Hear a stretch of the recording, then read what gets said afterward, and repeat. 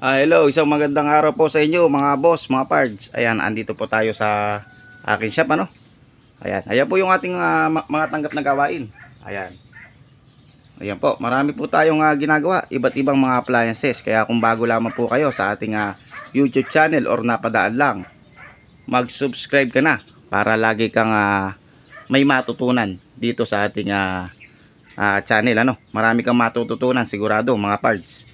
Dahil ang mga ina-upload po natin ay pang baguhan lamang at madaling intindihin mga parts. At saka ito matututo ka sa pagre-repair ng mga gamit nyo sa bahay kung sakali magka-problema. So ito, panuorin nyo po. So ngayon mga parts, ito po yung ating tatalakayan, ano? Isang smart TV na Sastron. So ito 43 inches, no? Smart TV. Ayan. So ang gagawin natin dito, i-connect natin to sa universal remote. Ayan. Itong TV na to na Sastron. Itong video na to pang lahat ng klase ng TV na LED or flat screen TV. Any inches, no? Itong gagawin nating diskarte, no? Sa mga hindi pa nakakaalam, tapusin nyo po yung ating video mga pards.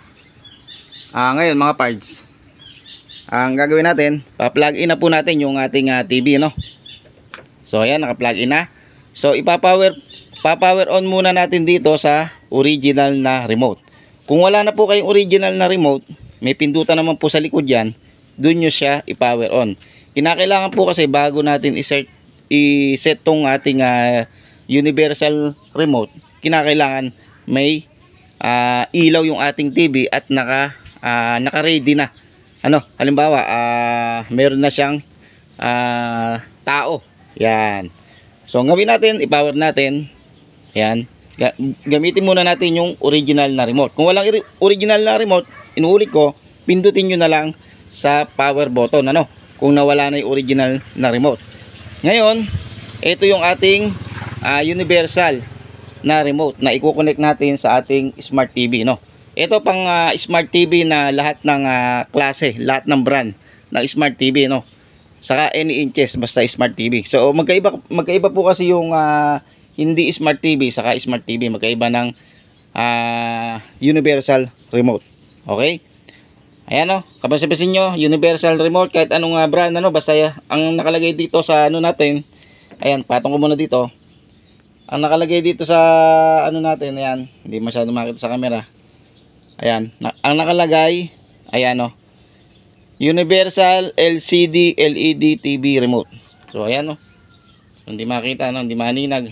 Oh, paano ba yung camera natin na yan? Hindi maninag, oh. So paano maninag to? Buksan ko lang yung ating ilaw dito para medyo maliwanag, ano. Ayan, liwanag, oh. Oh, ginawa ko lang po yan, backlight din po ng TV yan. Inassemble ko lang at para may liwanag po dito. So ayan, kinakailangan po nakaganyan yung ating TV. Set natin dito. Ayan, ginamit ko po muna yung original na remote. Ayan, kinakailangan po nakakasa po na ganyan, ano, yung ating TV. Kailangan nakakasa, ha. Hindi pwede yung no signal. Kailangan nakakasa na ganyan yung ating TV, ano, pagka smart TV. Kahit hindi na siya nakakunik sa wifi, basta nakaganyan lang, so okay na yan. So itong original na remote na to, itatabi na natin. So ang i-connect natin dito, ito, universal remote. So okay, ngayon ang gagawin nyo, teka, ipapatong ko lang yung camera natin sa stand, ano. So ngayon ang gagawin nyo, ito na yung ating universal remote. Siyempre lalagyan nyo ng battery bago nyo gamitin. So ang gagawin nyo, pipindutin nyo yung set. Ayun, nakikita nyo, set power. Ito. Okay, tatapat nyo dito pagka pinindot nyo, ha. Set power. So mapapansin nyo, iilaw. Ayun, no. Kahit hindi ganitong klase yung inyong universal remote, basta may set power, minsan nandito yung set nya, power, ganun. Ayun, no, nawala. Set power. Tapos i-enter nyo yung number na 0357. Mamamatay yung ilaw. Kusang mag-off yung ilaw. Ngayon, ang gagawin nyo, set power uli. Set power. Ayan, naka-steady. Ngayon, pipindutin nyo yung volume plus, no? kailangan alisto kayo pagka pinindot nyo yung volume plus. At titingnan nyo dito, ayun, lumitaw yung volume, no? Pag lumitaw yung volume, pindutin nyo yung set. So, gagana na yun. So, ngayon, ulitin natin. Itapat nyo lang po dito, set, power. Tapos, enter nyo yung number na 0357. Tapos, mamamatay yung ilaw, makikita nyo. Pipindutin nyo uli yung set, power. Tapos, pindutin nyo lang itong volume plus. Abangan nyo yung volume dito sa ating TV, lilitaw. Pag lumitaw yon, kailangan maagap kayo, pipindutin nyo yung set, no? So, nawala yung power ko. Ulitin uli natin. Set, power. Kailangan kasi may ilaw. Enter natin yung 0357. Tapos, set, power. Volume plus. Hintayin natin lumabas. Ayun, lumabas. Tapos, set. So, tingnan natin kung gagana. So, ayaw gumana. Pag ayaw pa rin gumana, ang gagawin nyo mga parts, uulitin nyo uli, ano? Katulad lang din ng ating ginawa nung una. Set, power.